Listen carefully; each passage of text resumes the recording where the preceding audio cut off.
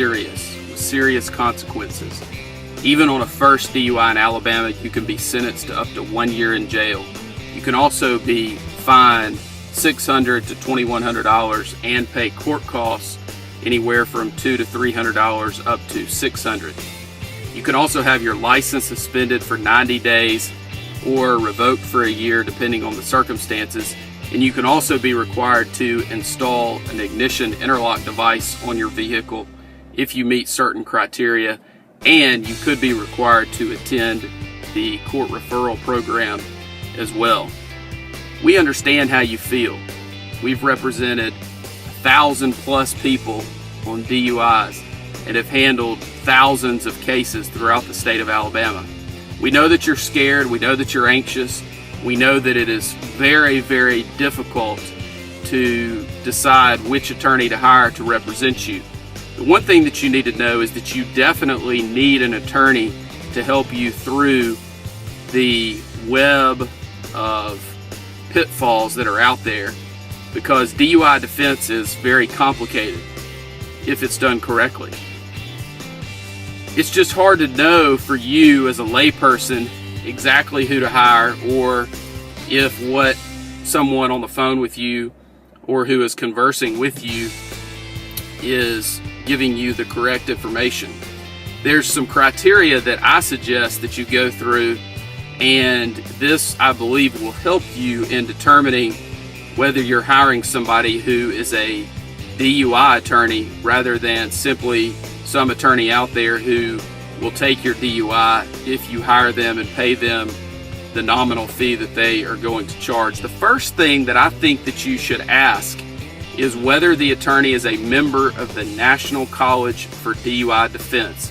This is a very solid organization that has been around for many years and is focused on the education, training, and is information based for attorneys to learn about and practice and network and connect with other attorneys who primarily handle drunk driving cases. It's very important, if you are seeking out the best representation and if you are seeking out the best result on your DUI, that the attorney that you hire is a member of the National College for DUI Defense. The second item that is a necessity, in my opinion, is that the attorney that you retain to help you with your DUI case in Alabama is certified per NHTSA, which is the National Highway Traffic Safety Administration, to administer standardized field sobriety tests. These are the same tests that you were asked to perform on the side of the road. It's very important that the attorney that you hire is trained in these tests and is familiar with these tests, because as I'll go over in just a minute, there are many issues and items that you can spot if you're trained in these tests and you're trained what to look for. You're going through the same training that the officers go through during their certification process. And it's not just about the tests, it's about the arrest process. It's about the phases of the arrest process: the vehicle in motion phase, the personal contact phase, the pre-arrest screening phase. You know, there are most attorneys out there that are unaware of those issues that they need to be looking at to determine whether there is a legitimate legal argument, or it will help them to uncover a factual argument in your case in order to get you the best result possible. You also need someone who is very experienced and well-versed in the driver's license aspect of your case. There are lots of folks out there that are unaware of the specifics about driver's license issues associated with DUI. You've got the administrative suspension on the front end, and you have issues related to an enhanced suspension time or revocation, and also the ignition interlock, which is tied into that. And also you have the suspended time on the back end if you're convicted. There is very specific, detailed, and complicated aspects of the driver's license portion of a DUI, And there are a lot of folks out there that are handling DUI cases that are unaware. And it's sad to see that, because there's a better way to do it. And that's the reason that I believe those criteria will help you get to someone that can give you the best result possible and that can help you in navigating these pitfalls that are out there, because there are many out there, and they get worse and worse as the legislature continues to modify the DUI statute. There are people out there that get arrested for DUI, and you refuse the test, but you know that you were drunk, impaired, whatever it might be. And there are also people out there who submitted to the test and they're well over 0.08. They may be a 0.16, 0.20, 0.25. Those people out there need to know that pleading guilty is not their only option. They need to know that there are lawyers out there, such as myself, and there are other good DUI defense attorneys in the state of Alabama that know how to litigate these cases, know what to bring up, and know how to handle these in a way that is going to get you the best result possible. And it's very important that you hook up with and work with someone that understands the ins and outs of DUI defense, because even though you may feel like your case is hopeless, there is a way to suppress some of this information, to suppress some of these tests, to keep information out of evidence, or to negotiate and work something out so that charges may be dismissed or reduced for a non-DUI disposition. Because our goal in every single DUI case that we handle is to either have the DUI dismissed or to have it reduced and settle the case for a non-DUI disposition. If those two things are not possible, the next step for us is trial. And if the client decides that the client would like to proceed to trial, then we encourage that, because if a client simply pleads guilty, the client is going to suffer the ramifications and the repercussions associated with a DUI conviction. So we always encourage our clients to proceed to trial on their cases, because we know what the result is going to be if they simply plead guilty, and we would like to avoid that if we can. And it's the client's decision ultimately, but we always encourage clients, and we encourage them to look at all aspects of the information that we present when they're trying to make the decision about trying their case or accepting an offer that is on the table. So the first step in a DUI defense case is to secure the license issues. That it may include requesting a hearing, may include requesting a review, it may include going to the driver's license suspension hearing, it may include filing a lawsuit against the Alabama Department of Public Safety. But no matter what stage you're in, whenever you choose to retain us, we evaluate it and go through a very sophisticated process and procedure that we have put together to handle these cases in order to give our clients the best chance of success on their cases.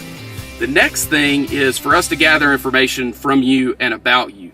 We have a very extensive questionnaire that we will either go over with you or send to you, or you can pick it up from us, and that gives us lots of information about you and helps us to humanize you with the prosecutor and the other parties that we will be dealing with on your case. We will also give you a plan of action. A lot of people get worried because they feel like they're not doing anything to help their case, and we'll give you a plan of action and things that you can focus on, and we'll counsel you not to worry about your case or worry about the outcome, but let's focus on the process. Let's focus on what you can do today to help you as a person, but also to help you with your case. And that's one of the things that we feel like separates us from other folks that are out there, because we will give you a plan of action and go over with you the things that we feel like you should do to help us help you. And it gives folks a lot of comfort in doing those things, and those things always help and they never hurt, and we feel like it's important for you to take the action steps that that we give you. The next step that we go through is we'll file documents with the court, and we get to choose what documents those are. We'll file a notice of appearance, usually a motion to continue, and we may also file other documents at that time as well. Depending on where we are, we will then decide at what point in time we need to file discovery motions, and we look at those based on a court-by-court basis and also a case-by-case basis, depending on what the issues are and depending on whether that may help our case at that point or might hurt the case. And of course, we don't want to do anything that could be detrimental to your case at that time.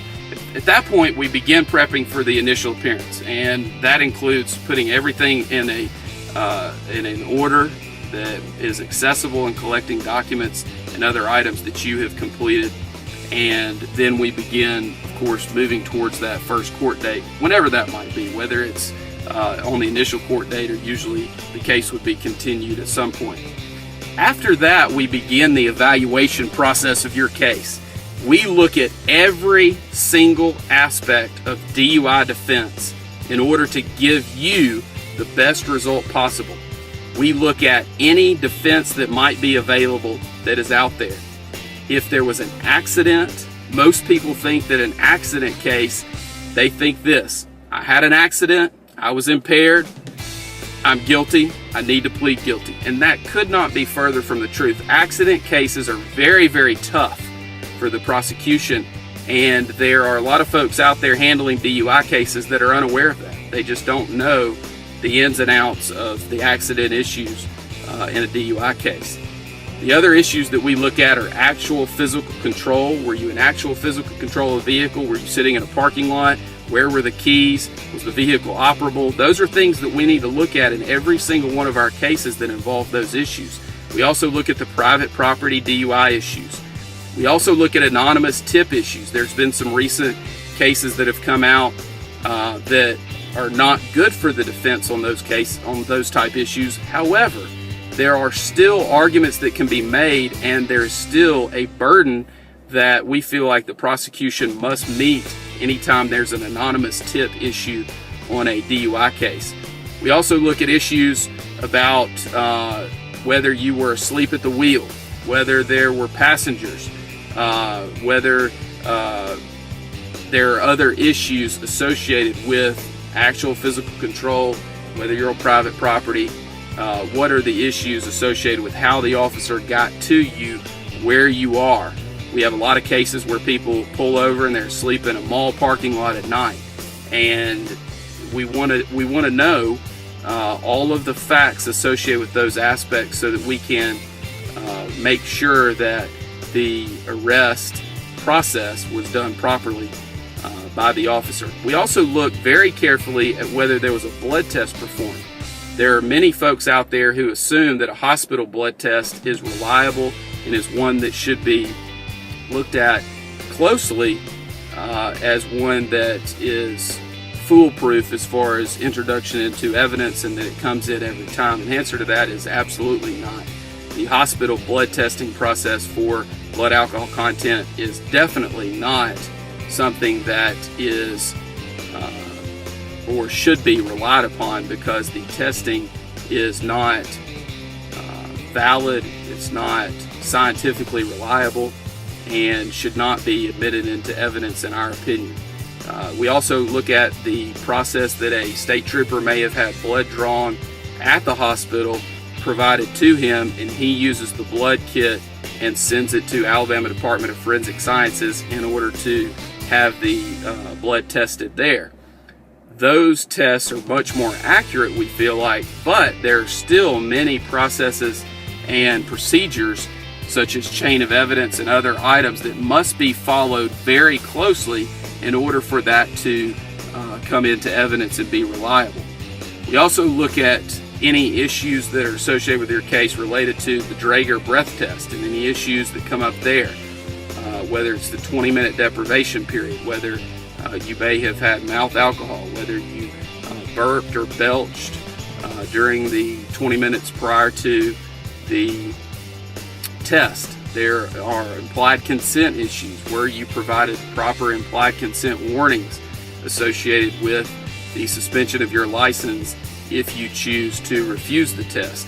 And all those are issues collectively that we look at when determining whether a breath test that you submitted to and that ultimately provided a result that was printed on a certificate of breath alcohol analysis, and whether that should come into evidence under the rules of evidence or under the statutory guidelines that must be strictly complied with under Alabama case law in order to just come into evidence without them having to go through the normal process for scientific evidence to get that into the evidence of the case, whether in front of a judge or in front of a jury. We also look at whether the stop of your vehicle or the initial encounter with you was done in a way that is legal and that is constitutional. It's very important to look at that, because if there was no reasonable suspicion of violation of the law, then the officer should not have pulled you over. And if we can prove that, then we can likely have all evidence that may be admitted or that was collected against you suppressed. And if that's the case, then we would win the case based on the state or the city not being able to prove their case. We also look at all of the medical defenses available, whether you have GERD, whether you have dentures and there was alcohol that was collected within the dentures, whether you had recent dental work done. There are a lot of medical issues, whether you have diabetes. There are many medical issues that come up, and we always go through that and make sure that those defenses don't apply. And if they do apply, then we work those up and make sure that we have gone through them properly with you and presented those defenses on your behalf.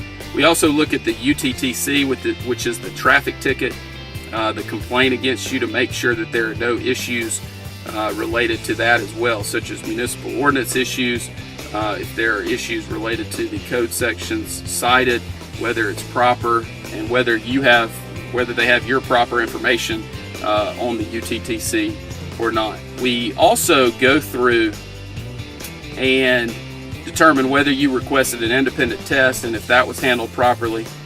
We look at any roadblock issues that may come up, if a roadblock was the cause of the initial encounter. And we also look at whether you have any prior DUI offenses and whether we can exclude those, and whether the city or the state has the necessary evidence related to those priors to be able to use those through the negotiation process or through the trial and sentencing process if it gets to that point. The next thing that we look at, and a very important aspect of the case, is the Standardized Field Sobriety Test. And I am certified as an instructor in field sobriety testing and also as the administrator of the test. And going through that process and reviewing, hopefully, a videotape, definitely the trooper or the city officer's notes related to the field sobriety testing, the process that they have to go through in order to come to a decision to arrest you for DUI is one that has to be followed closely, because otherwise they are simply going through the motions and not doing it properly and arresting you not based on sound evidence or based on logical conclusions from their observations, but just running through the motions so that they can get to an arrest at the end. We want to make sure that that is not happening and that things are not being done that are in violation of your rights and in a way that is not standardized. We want to make sure they gave you the proper instructions, make sure that they look for the proper clues, make sure that they scored the test correctly. It's very important that those items are looked at closely, because otherwise you're giving up some of the aspects of your case that could be litigated and ultimately tried if needed. The other options that we look at after we've gone through the full analysis and talked to the client about every aspect related to their DUIs, we determine if there are any triable issues in the case and how likely it is that we would succeed on those issues. And then we go through the process with the client so that the client gets to decide with our guidance how to proceed in the case, whether to settle the case for a non-DUI disposition, if that is an option, or whether to proceed to trial, if that is what the client chooses, or to accept whatever offer is out there, and that is usually against our advice depending on what the tribal issues are that come up. And in any DUI case, if you have the knowledge and the experience to go through and review every aspect of the case and every defense that might be available, there are always issues that can be brought up related to a DUI case because they are so complicated and they require so many steps in going through the process. So it's very important that the case is looked at with eyes that have the experience and the knowledge to get you the best result possible. It's very important. We've handled 1,000 plus DUI cases. We've resolved 5,000 or more charges throughout the state of Alabama, and we can help you with your case. All you have to do is let us know and call our office, and we will be glad to talk to you and discuss your case with you at no charge, because we believe that you have a right to speak to any lawyer that you choose without having to pay an initial consultation fee in order to do so.